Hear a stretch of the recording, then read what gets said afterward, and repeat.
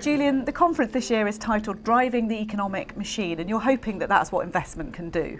Yeah, absolutely. So the conference is going to be looking backwards 10 years ago at the global crisis, looking at the things that happened then, and then concentrating and focusing on what role does investment have now in this current climate and looking forward into the future. What role does the investment that takes place, £2.4 trillion being invested by pension funds, what role is that going to have in the economy, in the UK economy, in the global economy? How can it help it to be thriving and successful looking forward? What are the biggest challenges facing investment companies at the moment? There's plenty on the horizon with sort of a low carbon future, demands about transparency, an ever demanding consumer base that expect more. So what do you think are the biggest challenges?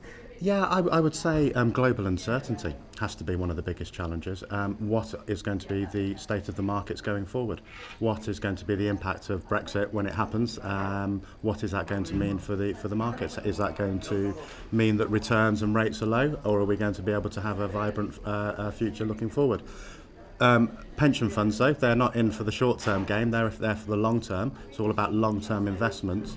So pension funds will be there thinking about long-term future investment prospects, not worrying unnecessarily about the short-term. And this is a complex time for pensions and investment companies with so many challenges, such as Brexit, an ageing population, a low-carbon future. They've really got to future-proof.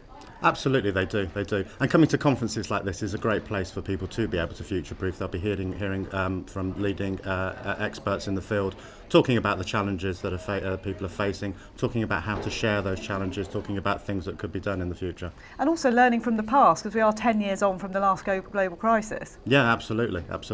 And as mentioned earlier, Nick Clegg at the start of the programme will be taking a look back at the past and some of the lessons from then. We also have a historian on the programme, Dan Snow, so it would be good to hear him talking about historically lessons that can be learnt about things that happened in the past for the future. And what about the PLSA and its role in this? Because it is a member association, it too has to evolve.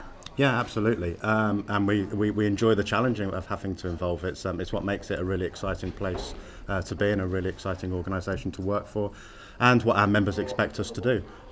We work very hard to bring our members together, to get them sharing best practice, to get them talking to each other, to put experts in front of them so they can listen and learn. So these conferences are an excellent arena for that exchange, that networking, that idea sharing to take place. And the PLSA as an organisation in its manifestations has been around for nearly a century, so it's had to evolve and learn to adapt and be flexible. Yeah, absolutely. I mean, I can only remember 4.5 years of that century that it's been around for, but yeah, indeed, it's 90-ish odd years old. So yeah, and that's something that's always at the heart of what we do. We don't rest on our laurels about what it means for us now. We're always looking ahead, always thinking ahead about what do we need to do 5 years, 10 years into the future in order to make sure that we are at the front of change taking place in the pensions marketplace and that we're driving things forward. Driving the economic machine, the investment houses have the potential here to be, if you like, seen as the good guys, because reputationally finance has sort of had a tough time since the crisis. So is this an opportunity for investment and finance to really come forward and be the good guys that do shape a better future? I hope so, undoubtedly so. I think they do that currently. It's all part of creating a vibrant economy, a healthy economy. A healthy economy is good for everybody. So yeah, they have a huge part to play in that. What do you hope the people attending this conference take away, and what messages do you hope are conveyed? I hope they leave here feeling confident, feeling excited, feeling positive about the future.